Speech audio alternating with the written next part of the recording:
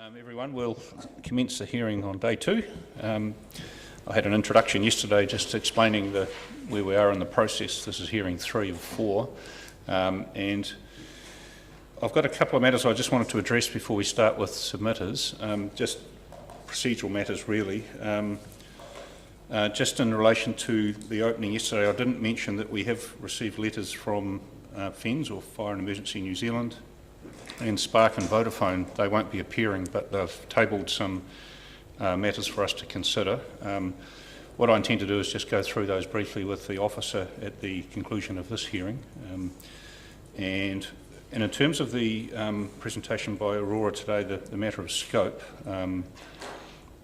as I understand it, we have there's a reference in Ms McEwen's opening statement to Mr Garbutt being available for questions. That's Council's legal advisor. I just wanted to clarify Mr Garbutt's not the panel's legal advisor, but certainly if the officers want to present anything from Mr Garbutt, they're free to do that, or they could do it as part of the reply report. Like, for instance, Mr Garbutt might observe what's going on today and have a response as part of the reply report, but it's unlikely we will have any questions for him, so I just wanted to clarify that.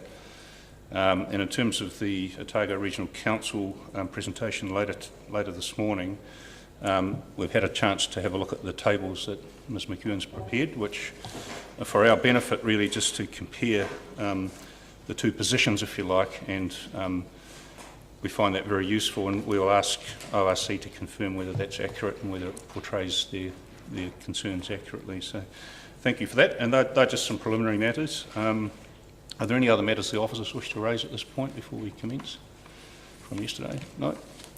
Okay, thank you very much. In that case, we'll proceed to the first submitter for the day, which is Aurora Energy. And Mr Pearce, I presume, is it? Mr Pearce, welcome along. And you have Ms Dowd zooming in, so that's good. Thank you for providing your legal submissions and evidence.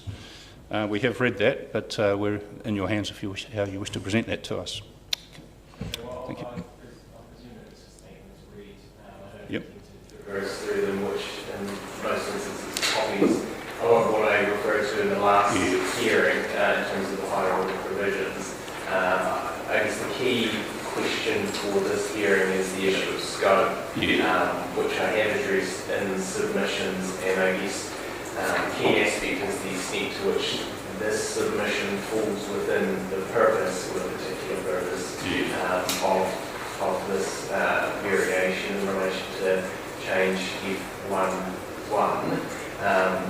And I understand it's relating to a layout change, but reflecting on the purpose and the description this morning, it refers to a layout change so that other changes can be made in variation 2, and it's not quite clear what the extent of that description is, whether it is literally just a layout change or if it provides some ability to make minor changes in relation to that rule or others, where the issue of service connections is raised. And Aurora, I guess, is a bit of an outlier in this hearing because it is not, of course, a free water. It is an electricity distribution provider, but it still has an integral role to play in fulfilling the residential capacity that is to be provided for variation 2. And the key issue for the purpose of Aurora's submission is the increase in infill development and the effect that that has on Aurora's obligations to maintain or repair electricity up to the point of supply, which, where Aurora is not involved in that process of subdivision, it doesn't know when the point of supply changes from a road boundary to private property. And so that's really the issue that this submission is trying to address. And we hope to do that in a rather minor way by solidifying the requirement for easements, which provides a legal mechanism for Aurora to repair, maintain and operate that infrastructure in the future.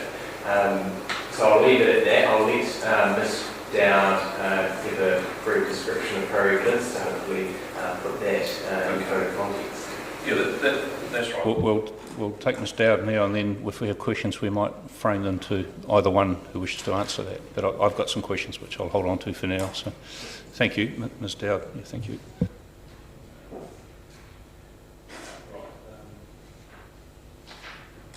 So we have your evidence. Did you wish to highlight any points of your evidence, or would you just wish to take? I have done a quick summary, and that will assist. I'm happy just to read that out quickly. Yes, that's fine. Yep, that's fine. Yep. So look, basically, the Aurora submission stems from our responsibilities under the Electricity Act 1992, in which the concept of the point of supply is included. Under the Electricity Act, this means the point on the boundary where fittings become exclusive, and it would relate to cables and overhead lines. Up to the point of supply, maintenance responsibility is for Aurora, and beyond the point of supply, the maintenance responsibility becomes that of the customer stroke landowner. Variation 2 seeks to provide for increased density to meet the obligations of the NPS urban development, and Aurora does support this. And part of that increased density will occur on single lots, seeking to subdivide down to smaller lots, and I refer to this as infill. And I can highlight to the hearing panel that we've already seen these types of infill coming through already in Dunedin and already causing us some issues. And I'm happy to expand on that through questioning. With infill, that there's usually an existing cable serving an existing dwelling, and when subdivided, the potential to move the point of supply from the road reserve, where we typically have our pillar boxes, into private property, either up through a right-of-way or through a private easement. And again, this creates the maintenance responsibility for Aurora. Just by way of comparison, in Queenstown, infill has been a significant issue for Aurora over the last 5 years, with Aurora typically only being made aware of the point of supply relocation when a customer seeks a Section 224C certification as part of a subdivision condition that the council has put on their subdivision applications. Typically, the subdivision will have proceeded with private electricity easements, and these confer no rights on Aurora. So once a customer seeks to connect or obtain the 224C, Aurora is unable to do that because they haven't met the point of supply obligations. So it obviously creates some angst for customers, obviously seeking to complete subdivisions. For Aurora, the issues really come down to safety, because we're basically being asked to accept cables that have been installed by electricians or other not network approved contractors. So we obviously then have some information gathering that needs to occur to understand how the cable has been installed and whether it's been installed safely.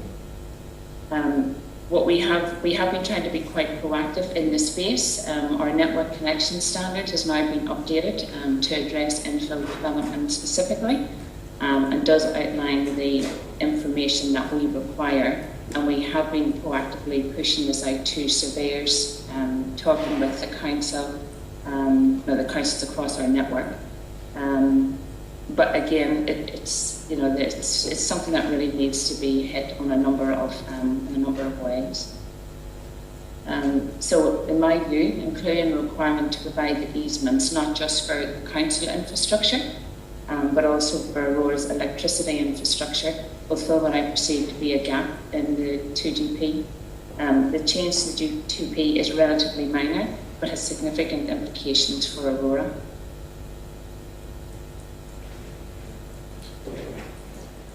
Thank you. Okay, I think there are two aspects that we wish to I wish to explore with you. The first one is the scope issue, and the second one is the advice note.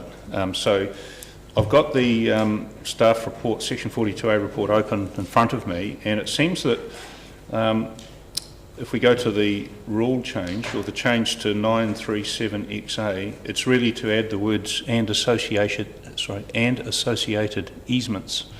So all of this debate is about those three words, is that right? That's correct. Okay, yep. Right, okay. And in the officer's view, and we didn't really ask any questions about this yesterday of the officer when we went through some of the issues, but that's fine. I'm just trying to understand in the scheme of things, Emily, whether this is a matter that is quite weighty, or compared to some of the other matters that were deemed to be out of scope. Is it not within the purpose of the change, which is makes a minor change to the layout of service connections performance standard to enable other changes to be made throughout variation 2?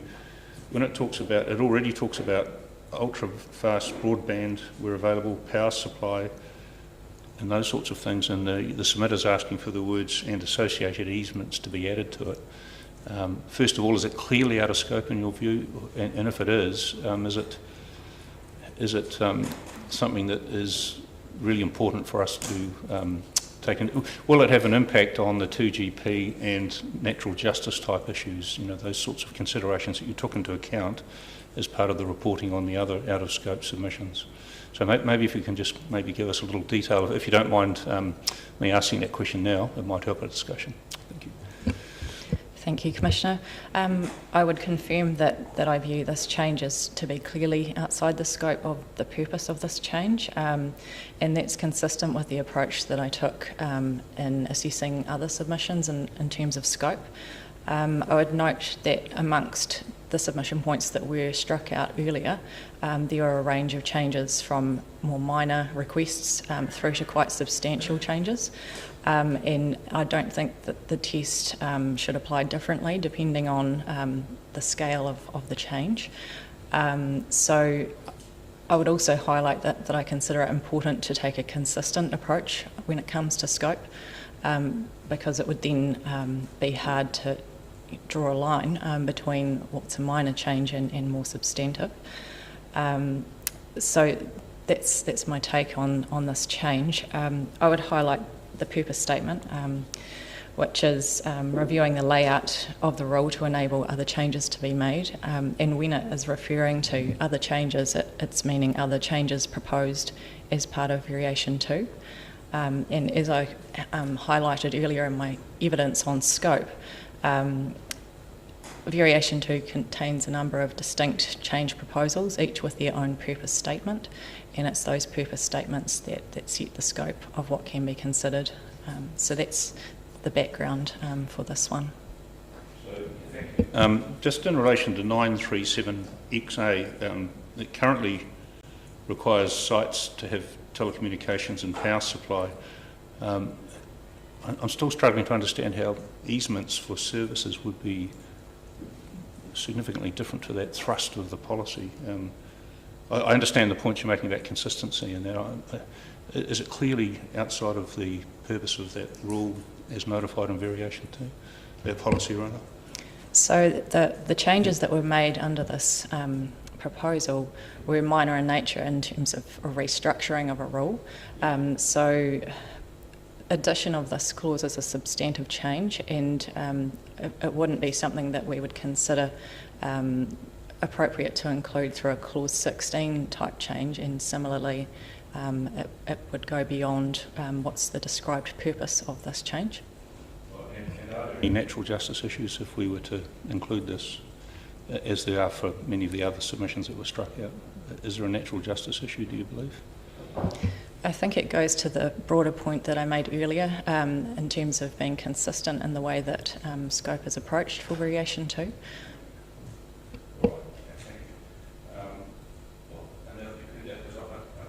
I think your submission was that it wasn't explained thoroughly in the report, is that right? And now that you've heard that explanation, do you wish to respond to that?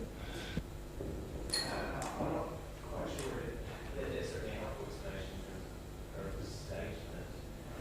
I guess the matter that I was addressing the submissions was, and through the staff's evidence, was the extent to which it's unnecessary to include the change, and that seems to be an assessment of the merits of the change, and perhaps a view by council that there are other mechanisms in the plan that address the easement requirement, and in Aurora's view that doesn't seem to be the case, or at least it's not able to assess in all instances whether easements have been provided. So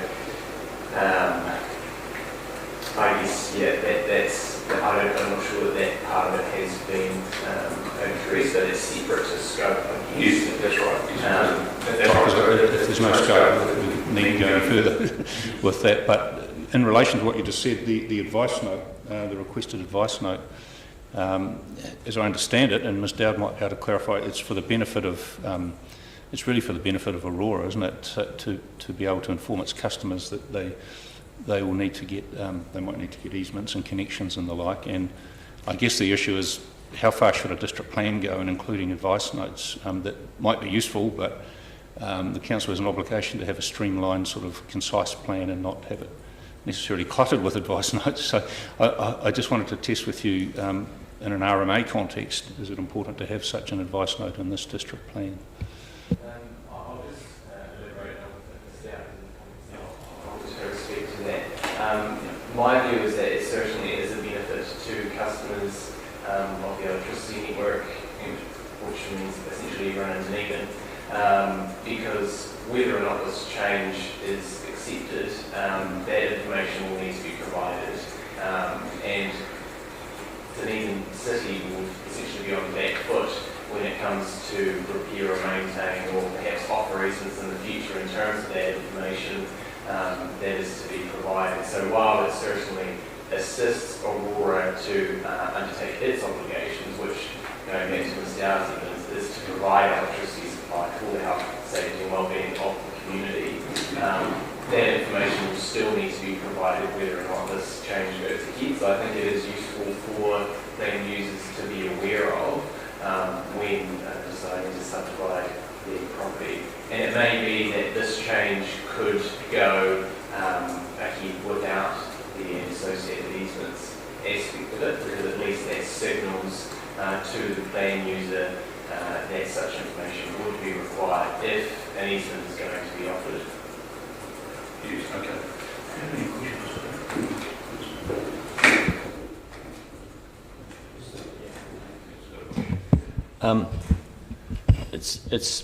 I guess it's around, it's for staff, is when it comes to scope and then it comes to the ability to execute the variation as well. If the ability to supply the electricity is affected by not being able to have access to an easement, does that change the relationship to whether something's in or out of scope?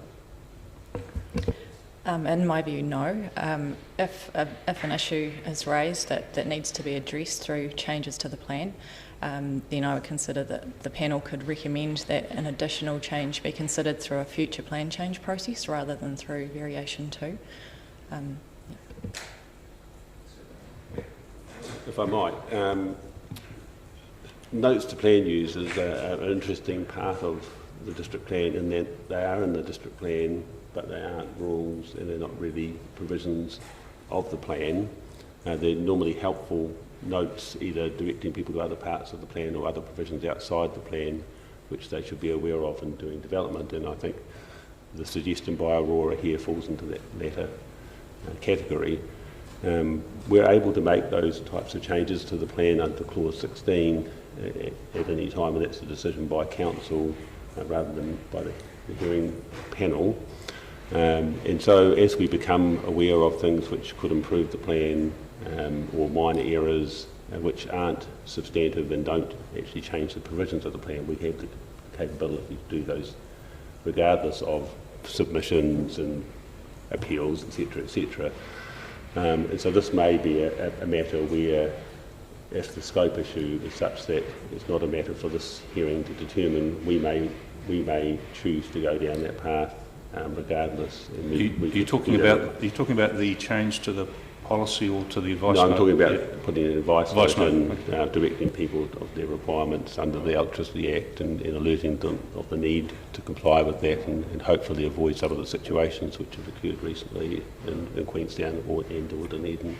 Could a parallel be drawn with like heritage type issues where the there's heritage provisions in the plan, but there's also the Heritage New Zealand requirements? Is that something that a cross-reference would often be provided? That's right. We have a number of cross-references off to other requirements of other organisations and other plans, etc., and other legislation.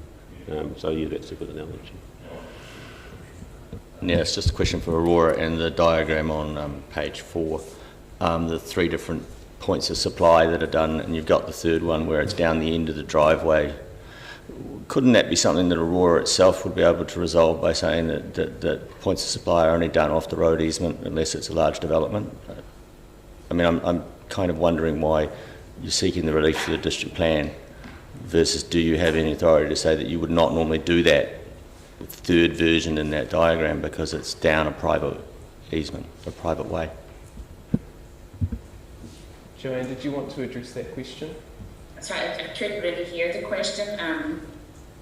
Perhaps I can just lead off with it then. It was in relation to the diagram in Ms Dowd's evidence, the third property, and whether that is a situation that Aurora would install in future. And I guess the answer to that is that Aurora doesn't install that infrastructure beyond the road boundary. That would typically be installed by a non-approved network contractor, so just standard electrician, as opposed to one of Aurora's select approved contractors who can work on the network. So Aurora doesn't choose these types of installations to occur, but it ends up having to take ownership when a subdivision amends that point of supply to within the boundary. So it's sort of powerless in that respect to stop these sorts of installations occurring.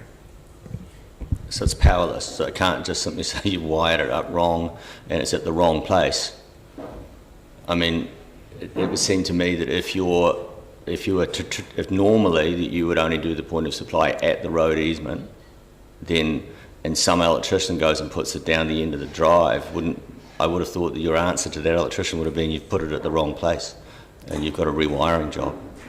So are you suggesting that the electrician has a choice in terms of deciding the point of supply? I'm suggesting the other way around, that I'm surprised that the electrician's given the choice, and that I would have thought that you would have said that as in the other 2 sections on that diagram, this is where the point of supply works in a network and you take over from there and we go to that point, and therefore you've gone and put the point of supply box or whatever you call it at the wrong place. Yeah, in an ideal world, electricians and surveyors would construct their subdivisions in such a way that all points of supply would be at the road boundary. The point of supply is fixed, it can't be changed, it's provided for by the Electricity Act. So ideally, yes, there would be a consistent approach to ensuring a point of supply between surveyors and electricians. Electricians who aren't controlled by various agreements with Aurora would be at the road boundary, but that isn't the case that we're in today. So it is a matter of trying to fill those gaps where they arise, and we see this as being an increasing issue in Dunedin, as it has become in Queenstown in the last few years. But if Ms Dowd has anything to speak to that, perhaps she'd like to. Do you have anything to add? One thing might help is just a recent example that we had in Dunedin up on Josephine Street. So there's a lot that's been subdivided with an existing house on, say, a front lot, and a new proposed dwelling to go on the back. And I think the streets are quite narrow, so it actually has 2 road frontages, so one on Josephine and, sorry, I don't know what the street is on the back. But the landowner basically tried to provide the point of supply through Josephine Street, through the connection there, and through to the back. But the house that was on the front lot was obviously taking up a lot of section. So what they did was they saddled the cable to the building and put it in a duct. So that's not safe. And then obviously came and asked Aurora, would we accept the cable and the easement? And again, we can't accept that. So that developer's obviously having to stop what they're doing because they basically said that they weren't aware what our requirements were. and now having to look at another solution because he doesn't have the room to provide to meet our requirements. So there's two things there. It's an impact on the person being able to subdivide. So potentially it's a problem there. And from our perspective, it's safety.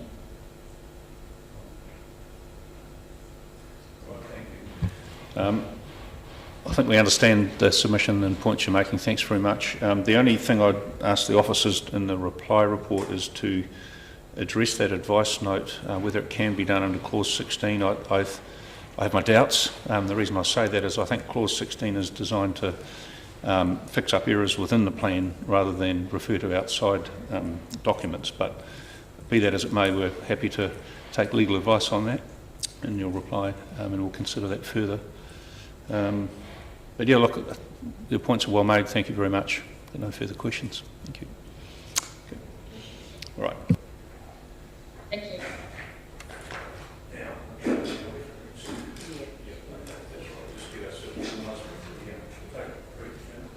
Take a brief adjournment until the next submitter comes on at 9:40, I believe.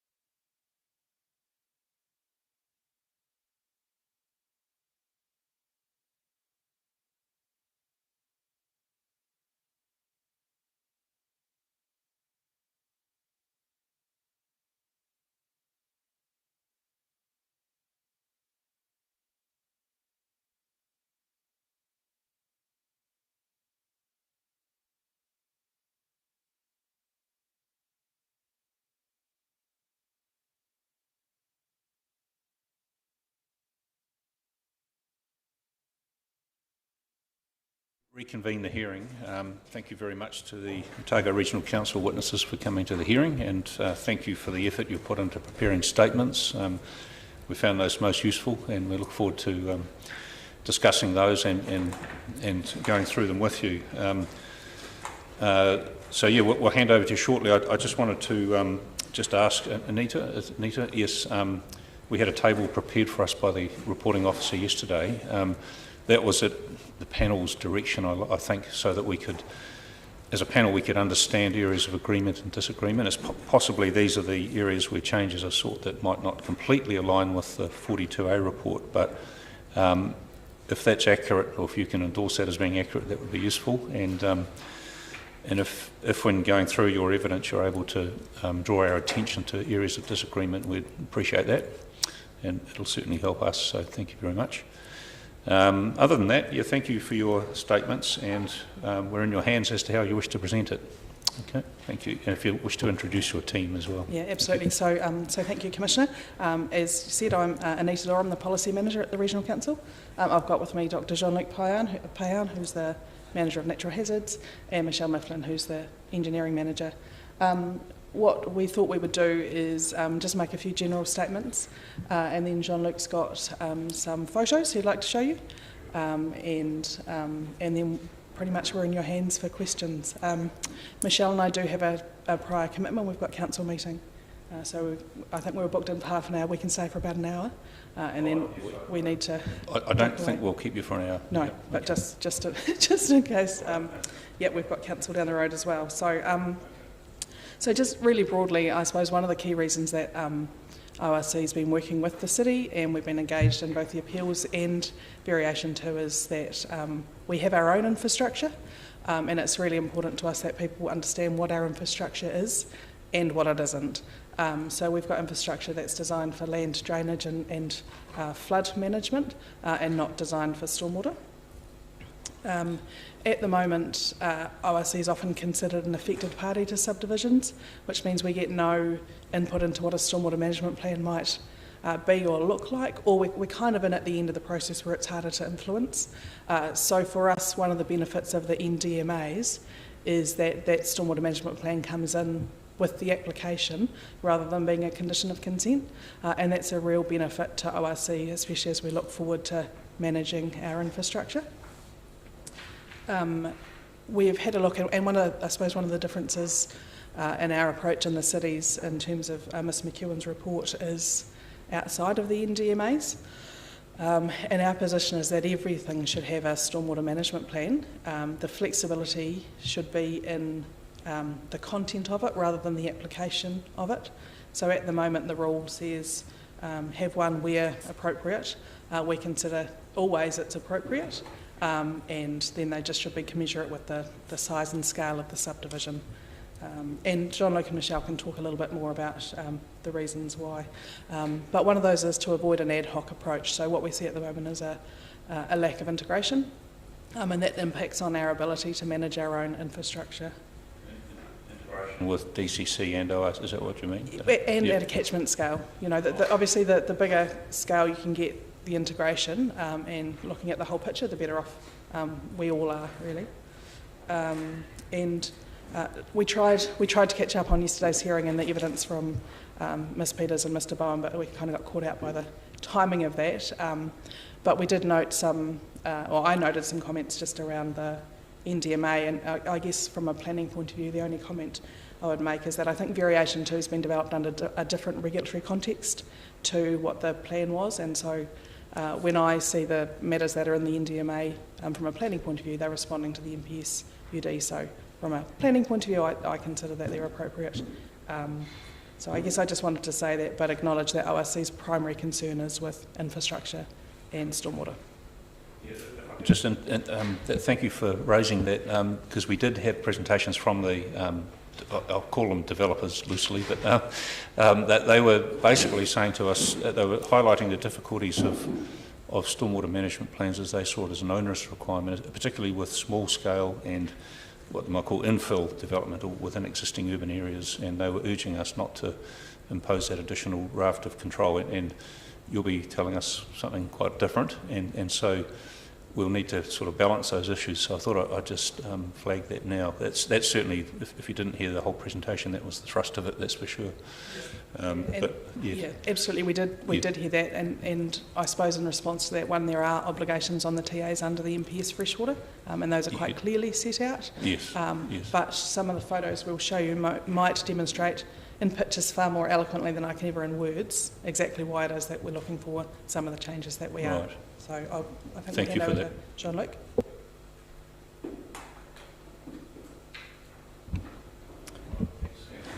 Thanks. Hi everyone. So the purpose of my presentation is really to illustrate the points that Anita was making about why some of the catchment in the Dunedin area are specific and why our RC infrastructure need to be taken into account in stormwater management. So my presentation is very simple. It's only photos, and I'll take my evidence as read. So if you have any question, just feel free to interrupt me in my presentation. If you're not clear on what it is showing, where it is, I'll try to be clear, but feel free to interrupt.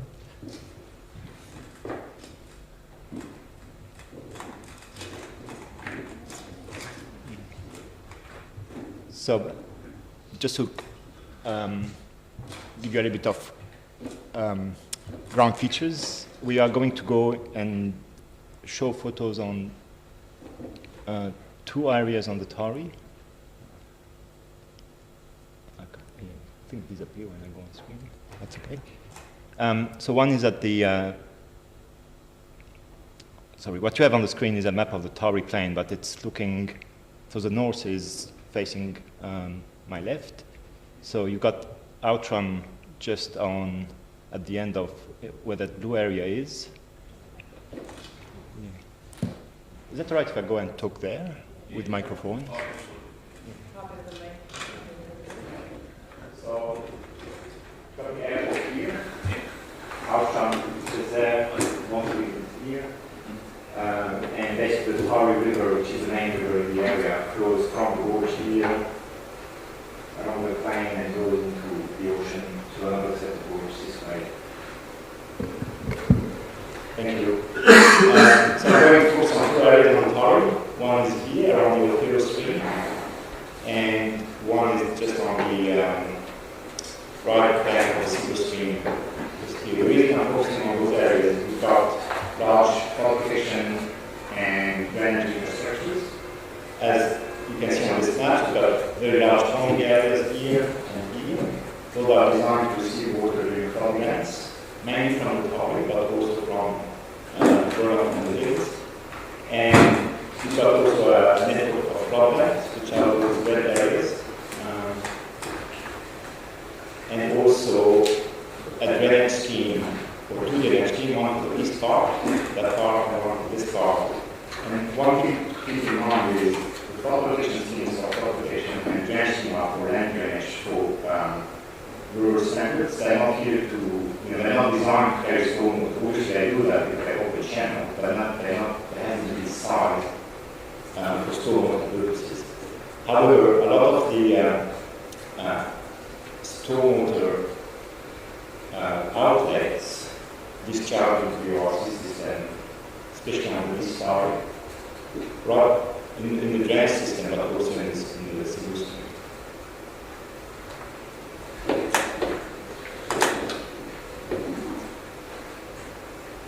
So the first set of photos are from this area, going from roughly this side to this side.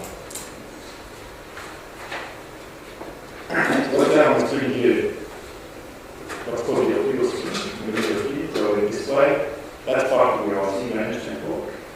And you see that during 2019 flood event, which was a heavy rainfall event, but not an exceptionally, it's not behind the year over the area. It's quite high, it's not exceptionally high. And what this photo is showing is the interaction between an urban or residential area, the drainage system, and also the more rural land. And basically showing the capacity, the draining capacity of water, the water spilling out of the drain, and the importance of the depressions here to store water. same system going further downstream. So the previous photo was this way, now we move downstream closer to the confluence with the tower. It's again looking upstream, so everything is going this way and this way. So this photo here, the intention is to show that a lot of the runoff from those hills will end up in the ORC system, out of the drain, or one of the ponding area, which we are at the edge of. So the ponding area just starts at the end of the photo. I'm not going to for that. But again, showing the importance of depression and storage, over and flow paths, the drainage network being a capacity and overwhelming, and the interaction between rural land and that drainage network that could be affected if we go into more residential and more tourist areas. Now, another photo looking to the downstream, so we were here, the previous photo, but I was here, and now we are at the end of the Opero catchment at the outlet, which is here. So you've got the Opero catchment flowing here, discharging into the Tower River, which comes along here. So what you can see here is the Tower River, the Opero River, and all that area of the water is the ponding area. It's called the Lower Tower ponding area. So this photo is to show the interaction between the drainage stream and the propagation stream. And also a big limitation we have on that system is the fact that the outlet, the Opero outlet, is blocked during high flows. It's got a gate, basically designed to stop the water going from the tower into the Opero, but that gate also stops the water from the Opero to exit. Basically, we're dealing with a system that is closed, like in high flows, and all that water that comes from those hills, from the catchments around the south part of North Hill, will end up either in the Opero or in the lower pond. You could see spinning here, and that's not unexpected. That happened relatively early in our plot. It's designed to split into the lower pond. Now the challenge is with the interaction between land drainage or the spilling and the flood protection is. The flood protection is designed to for the tower is designed. Sorry, the lower pond is designed to receive water from the tower main to store it at a critical time instead of going downstream. And we want the capacity in the lower pond to be remaining for the Tower River and not to be used early by other tributaries. So that's why it's quite key to make sure that if there is an increase of volume of water that ended into the pond, it's not restricting the capacity of the pond to offset the flood from the tower. Now I'm moving to the other area, along the single stream. Same setup. We also have a drainage network, and some of those channels we are part of the drainage network. But what we also have, especially on that side of the east bar, is a lot of overland flow passes that are basically just sways and depression. That hasn't been designed everywhere, but in an event, they're key to basically take the water that flows from the hills just north of North Hill towards the silver stream and ultimately turn it into the quarry through another ponding area. So that's the other ponding area that we're talking about. So again, here you can see the criticality of those overland flow paths to make sure the water goes from the hills to the receiving either drains or streams, but also the importance of depression. So it's key really to consider that for stormwater management at a site-specific scale, and not just to have a blanket approach to stormwater management because of those specificities of each site and the interaction with the ORC infrastructure. Let's move down toward the other ponding area that we just can see here. So from that bank here, south to that ponding area, and all that water is basically water that came through those hills, from those hills to those swales and drain, and they all end up into here and ultimately through Belgrade to the ponding area. Again, similar to the lower pond, it's critical to maintain the volume available or the capacity of the pond to offset tide flooding. So that's why managing the volume of water that comes from that side of the tide into the pond is critical to make sure if it's increased in a way that is still adequate for the flood protection scheme to work. That was just two illustrations on the Tari, which is a very large floodplain. Now, just I've got three photos on Lindsay Creek and Water of Police. So that's two catchments into the more urban part of the city. The key point I want to make, and that's in my evidence, is to show some of those things have a very good chain capacity that's been identified in the past. And that's one example here in Lindsay Creek, mostly today. We're looking downstream, so Lindsay Creek flows this way. That's North Road, one of the main access to North East Bay. And if you look to my evidence on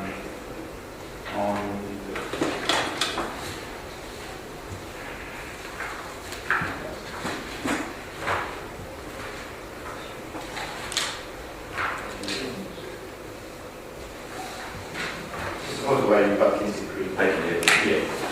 Same photograph taken on the ground.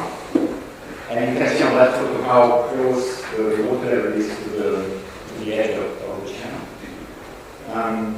So that's just to illustrate those especially in Lindsay Creek, have limited capacity, and stormwater management should really take that into account when designing the stormwater management plan. The other characteristic of Lindsay Creek and the Lease is the nature of the catchment. It's very steep. That can create a very high velocity, very fast flowing water, which can cause bank erosion. So we've got an example here from 2006, that the upper part of the Lease, and you can see erosion here that basically took a part of the bank and starting to affect the street. And another example in Lindsay Creek. Now obviously those erosion happened during floods, but extra runoff could add to that erosion, and maybe what is important here is the cumulative effect of several developments on that erosion, and probably not one development, not going to cause this, but the cumulative effect of development without a management plan that specifically recognizes those issues could end up exacerbating them. Thank you for that presentation, Dr. Payan. Yes, that 2017 event, if I recall, that happened during the 2GP hearing process, and I was here as a commissioner, and I remember flying over the Taieri Plains and seeing it not much, it had cleared a little bit, but it was quite dramatic, and so you gave evidence at that hearing, so it all comes back. So you think your points are well made, and I've looked at your conclusions and your paragraphs 43 onwards. Very hard to disagree with the conclusions you make there, and so I guess the next step for us is to focus on what can be done in terms of the variation, and that's what your next witnesses are going to address us on. Did you have any particular questions of Dr. Payan at this stage? Yep. Okay, got one. It's just a small question, really. It's about catchment size. I hear your comments around the Afero and Silverstream and those catchment areas. What contribution to the amount of water going down the Taieri in a flood event do those catchments contribute to the Taieri itself?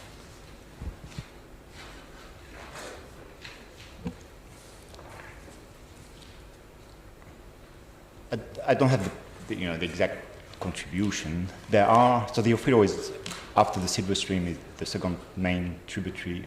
Oh, sorry, after the Silverstream, the second main tributary to the Taieri in that area. Got the Waipori further downstream, so it's that can contribute quite a lot. I don't know about exactly the contribution to the tarry flooding, but in terms of catchment and contribution to the lower part of the Ophiro and the flooding into the pond, that could be quite a large amount of water. So basically, I assume you're drawing our attention to you are wanting us to be aware of the fact that in large flood events, the Ophiro and the Silver Stream do get pretty much to capacity at the moment, and then they get to the point where they start hitting the ponding areas. And are you wanting us to make sure that we're aware of that those areas need to be protected effectively? Yeah, my point was making you aware of the limitation of the ORC infrastructure, especially the drainage network, and that's mainly the Ophiro. The Silver Stream is slightly different. Obviously it's a bigger stream, can receive more water, and got less restriction than the Ophiro in terms of capacity. The Ophiro is already at capacity now. You could see those photos. It's already spilling. The Silver Stream have more capacity for floods, but I haven't touched on that. We've got infrastructure that are really reliant on volume of water spilled. So there is one feature on the Silver Stream, it's called the Gordon Road Spillway. So that's designed to relieve the pressure on the Moskill side of the Silver Stream, basically designed to spill on the right-hand side before it starts spilling into Moskill. And that's the threshold of that spillway is very linked to the level in the river, and the amount of water that can spill on that side of the Silver Stream is dependent of the time the water level is above that threshold. So increase in discharge into the Silver Stream, although they may not cause a large increase in water level from stormwater, if they are above that threshold for a long time, that would equate to a large volume of water going into that floodway area. So that's why I think that's the limitation of the ORC system there, or not the limitation, but the consideration to keep in mind in the Silver Stream area. It's more around the effect on the Silver Stream, the Golden Road Spillway, and the upper pond capacity, because all that water that spills from the Silver Stream will end up into the ponding area. So I suppose in short, what ORC is saying is as development continues and you get more impermeable surfaces, we actually want you to keep the water on site, to keep it out of our system as long as possible, so that you don't take the capacity that we need for the infrastructure that we have, and it can be released at some point down the track when the water levels have dropped, and there's some kind of management. So, I mean, in short, these guys probably don't like the way I explain it, but in my mind, that's the way that, that I understand it. There's only so much that can go in the bucket, and we want to keep it there. We welcome someone making things as clear as possible for us. But no, that was a very good presentation, and it makes the point very well. Yeah. So just to add to Anita, that was well described. So the criticality is capacity of the drainage network, timing and volume of water going into the ponding areas. So that's for the Tari. For Lindsay Creek, Kaikorai, and the Lease, it's more cumulative effect on water levels, but also erosion. Right, thank you. Okay, so we've got this one question here. Thanks. Thank you. And the next witness is Ms. Mifflin, is that right? Is that correct? Yep, pronounced that right. Thank you for your statement. Is there anything you wanted to draw our attention to there, or you're just open for any questions we might have? No, thank you, Commissioner. I'll take it as read. The only comments I have really is to reiterate my colleague, Dr. Payon, and particularly the first few photos where you could see the Ophiro, and I think that's a really poignant picture to show the urban interface with the rural. And I think from a drainage and flood protection perspective, particularly around the land drainage function, when we start taking that impervious layer or infilling areas, we need to be very mindful of where those overland flows will go. And it's that cumulative effect, it's that coincidence of flows that we're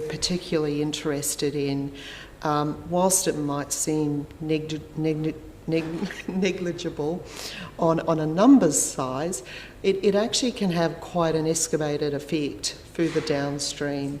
And it's the further downstream that needs to move that water and have those ponding areas to enable the overall flood management to function effectively, which is to keep the Tairi moving out. Then it's going to take those flows. I think the challenges that we face as ORC, and certainly with our colleagues at DCC working together on our infrastructural strategies, is ensuring that the capacity to have these urban flows moving appropriately through rural design schemes that were for drainage with an interface of our storm drainage is being effective, and it's actually not displacing or actually having a worse effect somewhere else. That's all.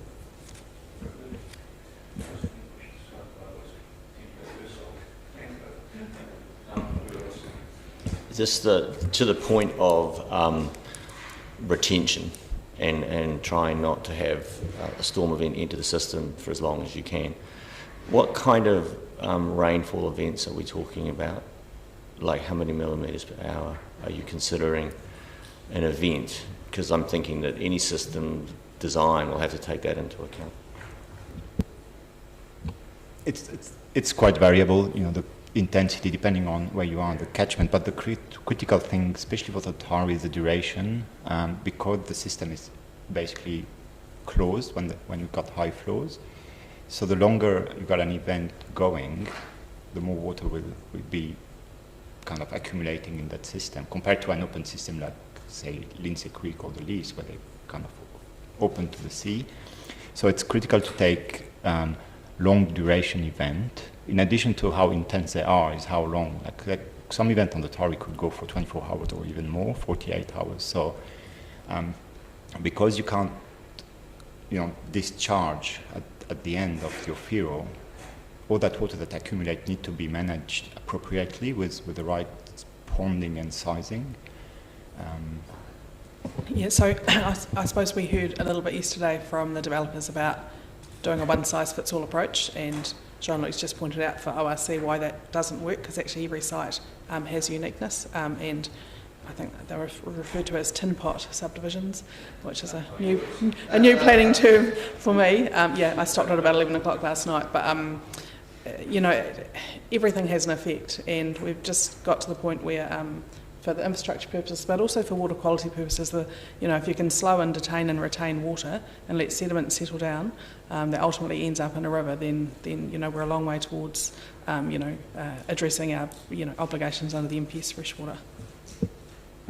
I guess my question sits. It's not. So there's obviously two types of development. There's an infill development, and then there's and then we're looking at the greenfield developments.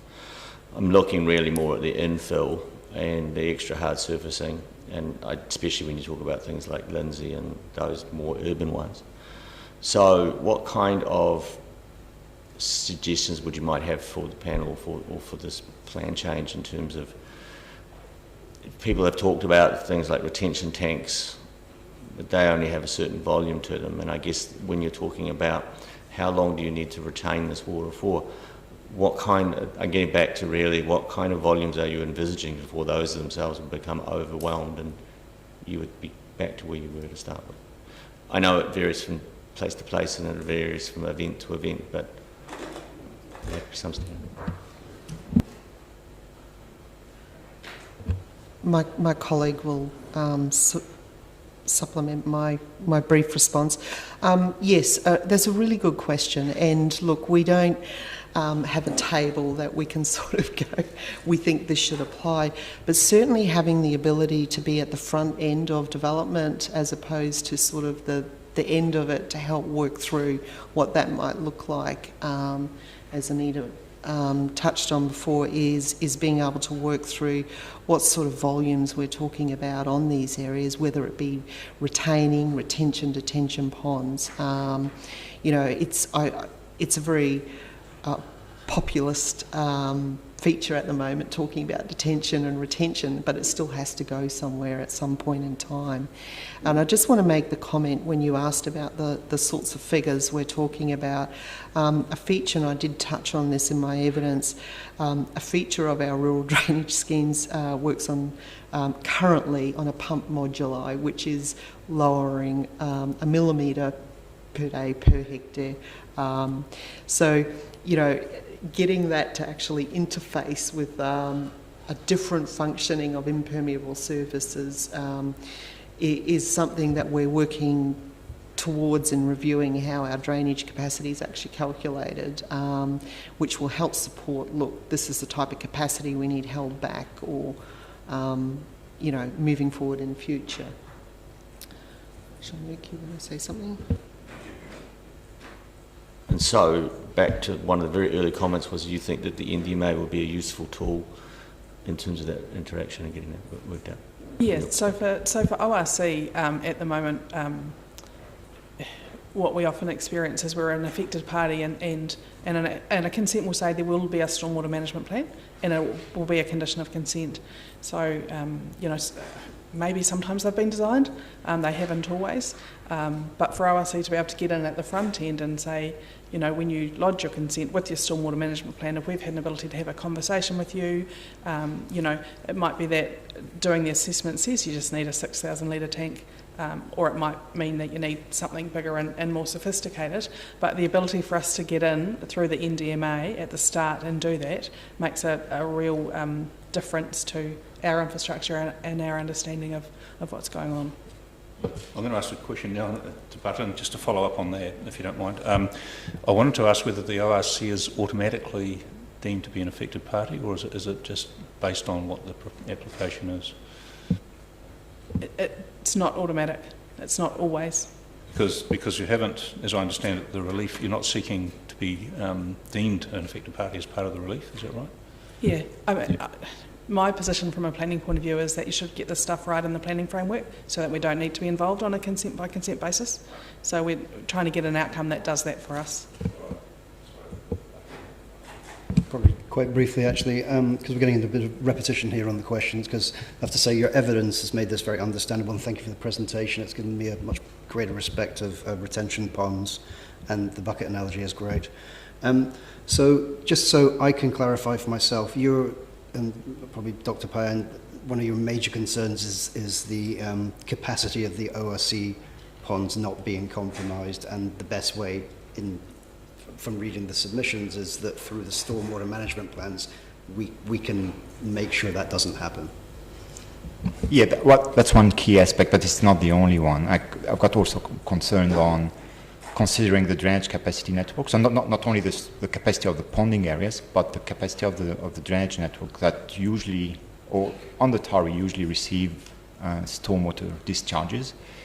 And for the lease and Lindsay is also considering the limitation there. So my point was, most of the stormwater discharge into ORC infrastructure that have limitation, that are not, because they hasn't been designed necessarily for stormwater, and that need to be recognized at early stage in the development and accounted for in the management plan.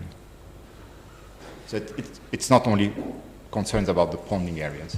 I understand that. And also I was quite interested in your paragraph 12 of your submission, where you talk about in an urban and semi-urban setting, relatively small modifications to the hydrological characteristics can have quite extreme and large impacts on the flood characteristics. Can you just, what are those hydrological characteristics that are just the relatively small modifications? Yeah, as an example, we could have, and I think I've got a map in my evidence, figure 3, that shows overland flow passes on the east part of the Tari. So if you have, for example, a fence or an undersized culvert or a driveway intercepting that overland flow path, that will divert the water to the neighboring properties and creating a flood hazard that was not existing there, or exacerbate a flood hazard that existed. So that's an example of small modification an effect on flood hazard on neighboring properties.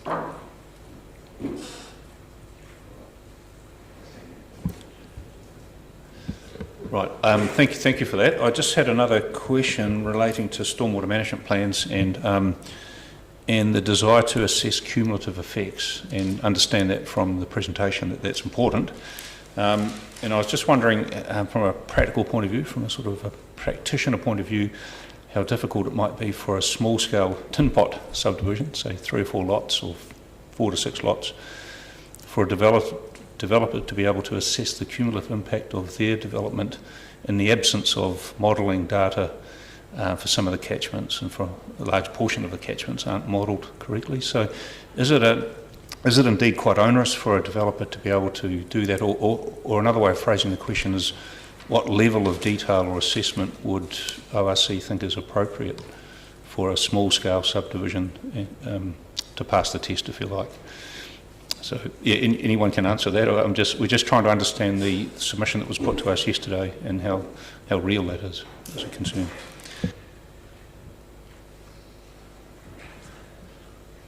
I can start. I mean, one critical thing I think for me will be, regardless of the size of the development, would be to understand the limitation of the downstream receiving infrastructure outside of DCC pipe network. Now that's really going to be site dependent on, how far, if you need modeling or you don't need modeling, or how much information is available at the time of the development. So but that'd be the key element for me, will be to ensure that stormwater management plan recognizes the limitation of the infrastructure downstream, and downstream could mean quite a distance downstream, not immediately downstream of the site. Would you expect a planner to engage a hydrologist to assess that in a small-scale subdivision, or is it something that the ORC could help with in terms of information that you have on hand? Let's assume there's no modelling data available. Is there a practical way through this? Is it something that the developers need to fear in terms of the ORC is an affected party and they might not give their approval? So that just any guidance on that would be useful. I'll just start a response to that. I understand the question, and certainly it's been raised through the mediation sessions.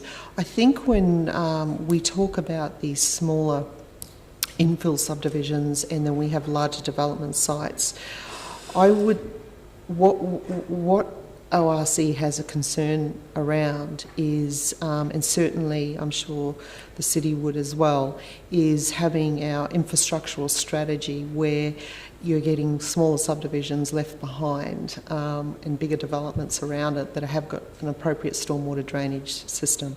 So I would see that it's not only ORC to provide the enablement or access to tools or modelling to help with that. There has to be some sort of overall storm drainage strategy of where all of these flows are conveyed and how they're all going to be intersecting and working as an integrated system. So certainly on a smaller scale, you would at least have to be able to look at what the storm drainage infrastructure is around that area and how you're going to manage it at a very base level. It doesn't mean that you need to take an entire tiring model and look at what 2 or 3 houses might do, but you might very well indeed be interested in what the subdivisions around you are doing. So you are not going to be a small subdivision that's actually going to be disadvantaged. What that practically looks like probably means that the planner and the developer need to be really thorough in understanding what the city's infrastructure strategy looks like from a stormwater impact, and then we can assess certainly from an effects level whether there's a level of concern about potential inundation or how they're planning to discharge their stormwater. And I would just add to that from a excuse me, a practical point of view is that ORC has been involved in mediations on on the plan, on appeals, and we have agreed to be engaged and a party to a private development agreement. So in practice, we've already put our hands up and said we need to be in at the front, and we'll provide whatever resourcing we can to support getting an outcome. And so for me, there's no difference with this. It's just a different vehicle to get the result that we're looking for. So we've already committed to doing that. Is that the one we heard about yesterday? What is that? The Yes, that's right. Yeah, okay, it's the same one. So yeah, okay. Because if I understand the relief, I think I'm right in saying the ORC has opposed, has wanted an amendment to Rule 9, I think it's 99X3, which is the commensurate rule, if you like. I asked submitters yesterday, or witnesses yesterday, should there be a commensurate scale of assessment for smaller subdivisions? And I think the relief that ORC is seeking is still to leave a one size fits all. Is that correct? I hope that's not what I've said. But so what we're seeking is that every application needs to do a stormwater management plan, but that can be scaled to the size of the subdivision. So at the moment, the rule has flexibility in terms of if you do a stormwater management plan. Our position is that because of the reasons they should, and then you have the variation in what's in it rather than whether it applies or not. And that goes back to your point that it shouldn't come later down the process, it should be at the front end. Yeah, okay, no, thanks for reminding me about that. No, look, that makes sense. All right, look, I think we can probably... Sorry. Through the chair, I believe that we heard from some of the, let's call them the development submitters yesterday, that in some instances they believe that the approach should be for council to build larger pipes and discharge more stormwater through our systems to area of our own, as opposed to maybe low impact design or other approaches. And I wonder whether it would be useful to get ORC's view on whether that is a reasonable approach. And the other thing is that, and it's been very good, that a lot of the concern, and quite rightly so, has been about the flood management areas in the Torrey Plains, but of course, and we've touched upon the Leith and Lindsay, but just about discharges to the sea and the like, is whether that's of a concern to the ORC as well. Would be interested to know, because it seems like it might, if it's different, it might be a different approach in different locations through the city. You're welcome to answer that. I think, I don't know how far we can take in terms of the ORC's attitude as to whether DCC should provide pipes, but I think you're certainly putting a requirement on the developers to maintain, to either keep the water on site, detain it, or to connect. Is that the general thrust? So I might let Jean-Luc or Michelle talk about pipes, because it's not my area of expertise. Just in terms of Mr Freeland's comment about discharges to the sea, we do have a regional coastal plan. It needs reviewed, it's severely outdated, and one of the very real things we'll be looking at is what the appropriate response is in the current regulatory environment, and knowing what we know about water in terms of how they manage going forward. It's very permissive at the moment. Did you want to respond to the question about piping?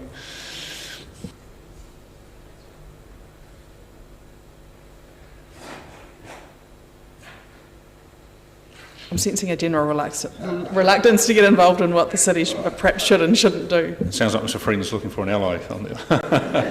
That's all right. Okay.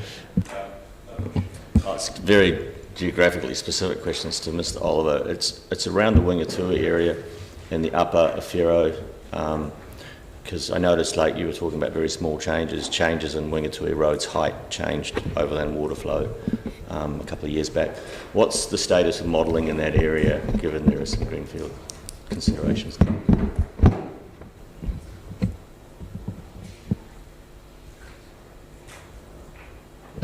So we do have a stormwater model for the Mosgiel area. That eastern boundary, I'm just not sure, I don't have to hand where it currently extends to, so I'd have to go away and come back to you on that. However, the model is in the process of being updated, so we're adding in new development areas since the last update, which was around about 10 years ago, so it will likely be extended further east to pick up these new areas, including areas that are likely to be rezoned as part of Variation 2. I think the final thing unless you want to add any further comments, what I was really interested was to sort of go through the table. Yep. Yeah, absolutely. Happy to do that. I've got a Yeah, man just a comment about the size. So, yes, size is a important factor about, to try to understand or as a summary of the effects. The smaller the site, maybe the effect downstream is smaller. But I think it's not the only thing. Like what I tried to say in my presentation was there are limitations in different parts of the city, and just looking to size is not enough to capture the possible need for stormwater management. All right. Yeah, just in terms of thank you for that. In terms of the table, on first glance, it doesn't look like there's a lot of potential, differences other than some wording suggestions. And I probably haven't asked Emily to actually respond to, whether there's still a difference of opinion or whether some of those things can be accommodated. And there was a suggestion I made at the start of the hearing that we might look to expert conferencing, but so really it's just a matter of testing at this point whether there are some things that you think can be agreed on through a separate session or even today. So just in your hands as to how you... Sure. So I don't think the differences are necessarily fundamental. Not sure if I have capacity today to manage that, but happy to do that. I think we work reasonably productively with the DCC, so I'm more than happy to do that. But if I just quickly go through, if that's all right. So the first change, the city was recommending a deletion of a policy that was about enabling and encouraging on-site servicing, essentially. And we understood the rationale for why that potentially wasn't appropriate. I've just reframed that actually to be a policy that gives effect to the MPS, and I think it sits under the objective and just fills a bit of a vacuum. So, I mean, that's a policy question, and that's. I suppose the most meaningful way to go through this is just to ask the reporting team if there's any ready agreement, and if more thought is needed, or if you think that's something that you're dead opposed to, it'd be useful to know right now. Are you able to, I'm going to put you on the spot with some of these as we go? No, that's okay. I've given some thought to some of these. For this one, I would say if we got together and discussed it, I think we probably could come to some agreement. It sounds like we could work through those issues. Thank you. We'll just make a note as we go. So I've got I'll write down possible resolution on that one. Perfect. Okay. The second one is just so that the city had accepted our submission to remove the word may, and really it's just making sure that our infrastructure is described in the correct way. So I don't think there's anything necessarily challenging in that. Yeah, I'd agree that's not challenging. So yeah, it could be. Is that something you want to discuss further, or is it just you agree with the relief they're seeking? There would be an additional minor amendment to go with what has been requested. And I think it's important to acknowledge it's the outcome we're looking for. We're not worried so much about what the words are, as long as they, appropriately recognise what our infrastructure is. And then the third one is me trying to demonstrate ORC is flexible by giving you two options. I don't have a preference for either, but Dr. Payana and Ms Mifflin did have a preference for the second. It's really just specifying the type of infrastructure. Quite similar to the previous wording, yes, isn't absolutely. it? Yeah, yep. Okay, so can I put that down as another one that's likely to be resolved? Is that fair? Yes, I think that's something we can work through. The next one is just, so as we said, excuse me, in my evidence, the private development agreement has an outcome focus, and we've just asked for that words, or words that do the same thing, because we're aware that the 2GP has a style guide, just get introduced into the rule so that there's clarity for applicants and consent staff in terms of what the purpose of the plan is. The wording you've requested seems fairly similar, just on the first read through it, doesn't it? It picks up some of the main themes. So as to what the 42A report's asking for. Are there any fundamental differences there? Or?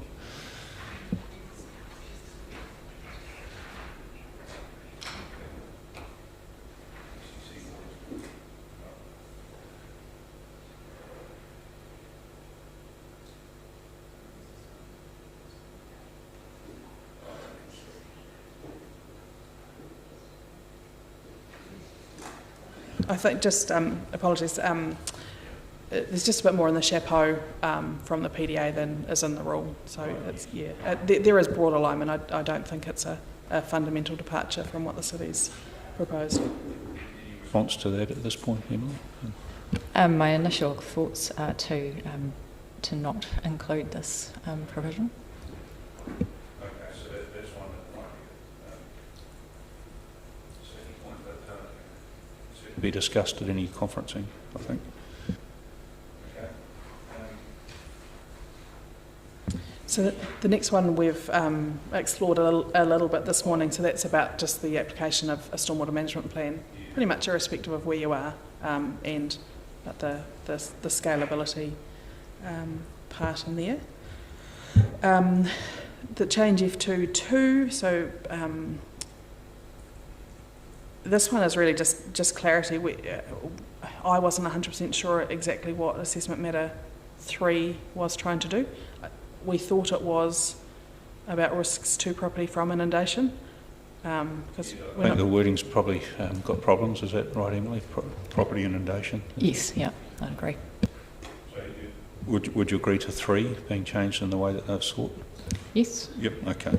And the number, the assessment matter of 5 was just reflecting on the fact that we do have infrastructure, and if it's in the area, then that should be a consideration, which would be taken into account in the stormwater management plan, but I suppose it's belts and braces. Seeking to widen it from aquatic ecology to freshwater quality and ecosystem health. Okay. Completely skipped over. Yes, sorry. Yeah, that's right. And that terminology aligns with the MPS freshwater. Any comment on that at this stage, Emily, on that? I'm fairly comfortable with that. Comfortable with that?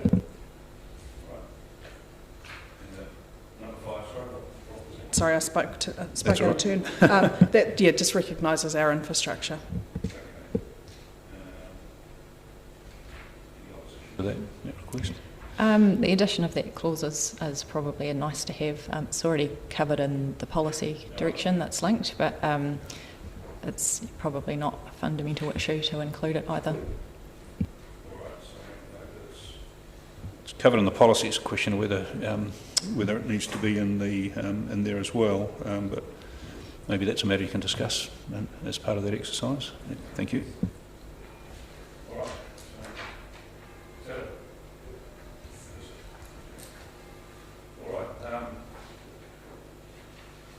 Right, you've got a council meeting coming up, haven't you? Is that right? What are you doing this afternoon? If there's any opportunity while the panel is here for the officers to sit down and go through those things. It seems quite a small list of things to go through, and it might be that you don't agree on that one point, but it looks like there can be agreement on the other ones potentially. Yeah. So the slight complication with our council meetings is we're never quite sure at what point we will be. So it starts at 11 and there's 14 items, and I have a parenting matter to attend to this afternoon as well. So I'm happy to find some time. Dr. Johnson's going to make a suggestion. I was just going to suggest perhaps trying to do things by email exchange, maybe create some flexibility, especially sometimes there's downtime when waiting at council meetings from memory, but and that just if you can try to do things offline and then see where you get and then get together, maybe is a more efficient process. And that's right, we won't press you to do that now, but we're really encouraged to hear that there's potentially some alignment with a lot of those things. So, absolutely, Anna's completely right. There is downtime while you're waiting, and I'm also happy to have a look overnight, so if Emily wants to send some stuff through, more than happy to see where we get to on that. There's no problems at all. So it's just a question of who initiates that, and who wants to initiate it?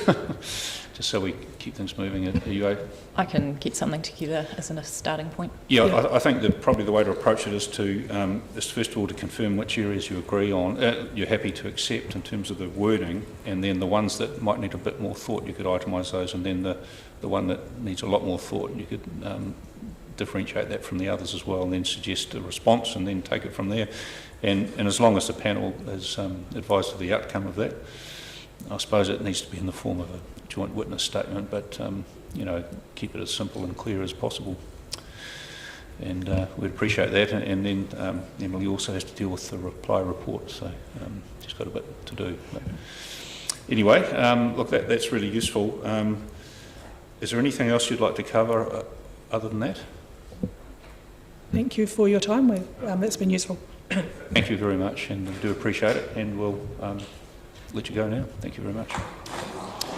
Right, we'll adjourn the hearing. In fact, we're not hearing from any other submitters today, but we might take a short break and then... We're going to come back to those two items. Yeah, I think we will. It's just a procedural thing, really. We'll come... I'll tell you what we'll do. We'll take an adjournment for maybe half an hour, and if the panel has any particular matters we'd like you to focus on in the reply, we can advise what they are. Okay. So we'll come back at 11 a.m. Okay, thank you.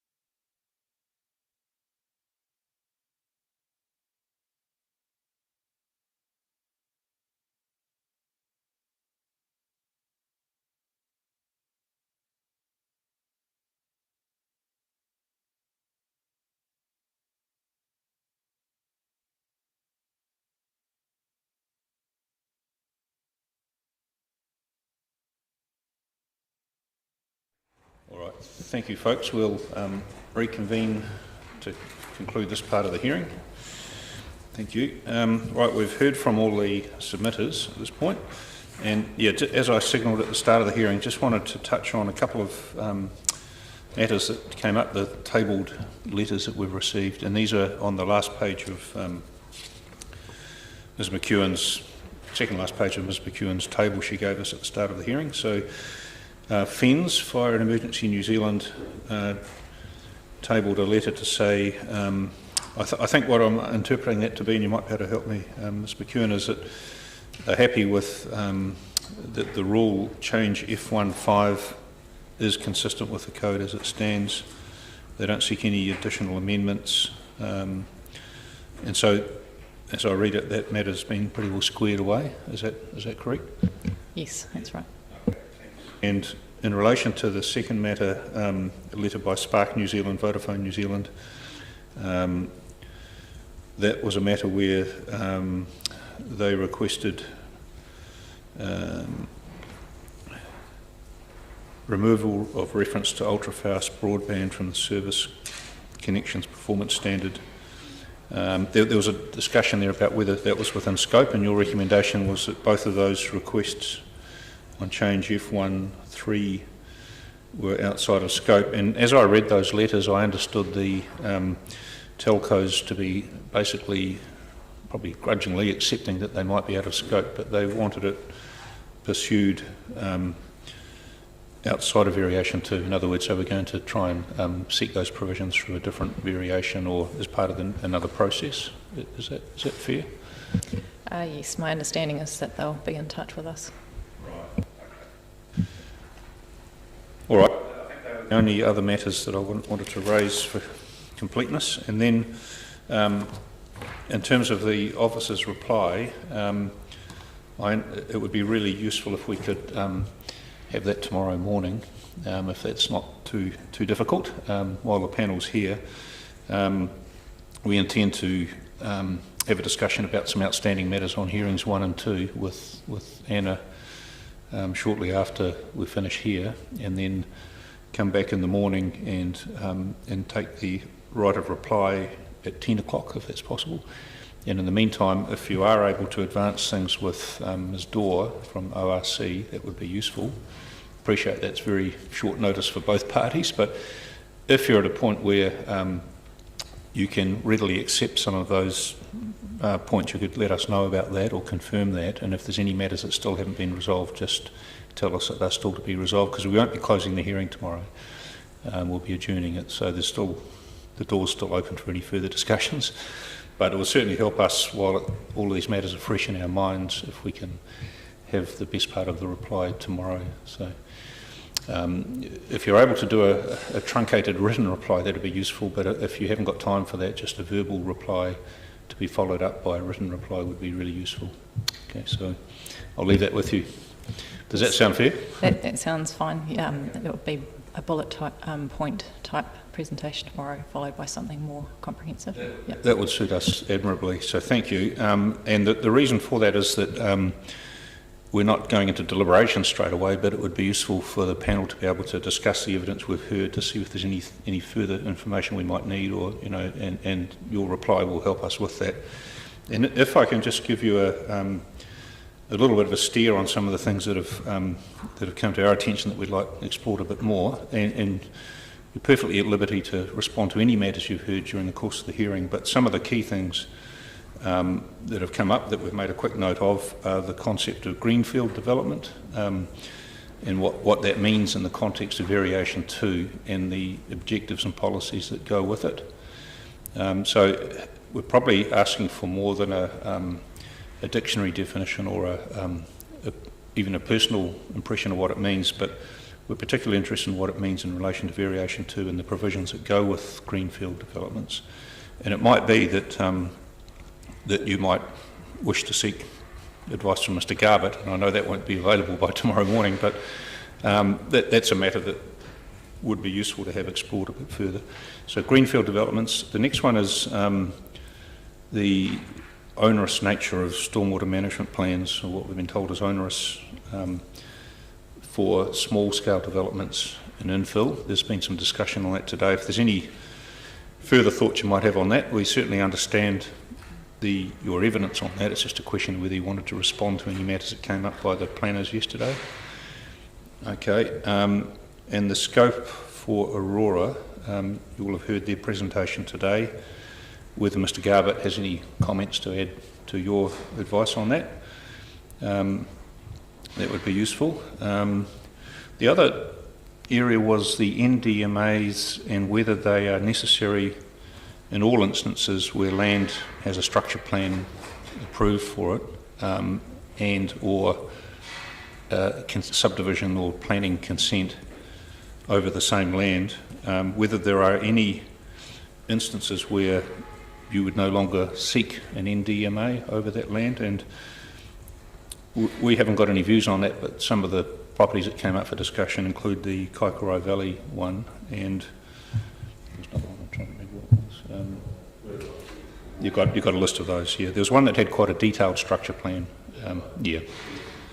Yep, so what we're interested in is whether the matters that are encapsulated in an NDMA are adequately addressed by those fairly detailed structure plans. And we haven't sought evidence on all of that land, but if there's any that that do have those consents, if you could let us know what they are and whether you would agree with the submitters on those points. Okay, dealt with that one, NDMA. One of the themes that's come up during the hearing is the difficulties with multiple ownerships over blocks of land, and again, that is a matter that has been addressed properly, I think, in your 42A reports. Is just if there's anything you wish to respond to. I think Mr. Bowen showed us an example of where one block of land might, for instance, be the lowest lying block and it be suitable for a large detention pond, and whether there's any comment on that, or whether that's just the way things are in terms of the 2GP as well when you're developing multiple ownership land. But please feel free to respond on that one. There was also a discussion by Ms. Peters about compulsory acquisition and seeking an advice note. Our initial reaction is that the plan probably can't go too far with dictating whether land can be compulsorily acquired as part of an advice note, but we're just interested in your thoughts on that. I think, yeah, that's certainly the main ones that came to mind, and you're welcome to cover any other matters you feel. This is really just in response to matters that came up during the hearing, so we'll leave it at that. All right. Thank you very much. Hopefully that's clear. In which case we'll adjourn the hearing until the right of reply tomorrow at 10 a.m. And just like to thank everyone again for their attendance and the work you've put into your reports, including the Three Waters people. So very important to us. Thank you very much. Okay, we'll adjourn for now.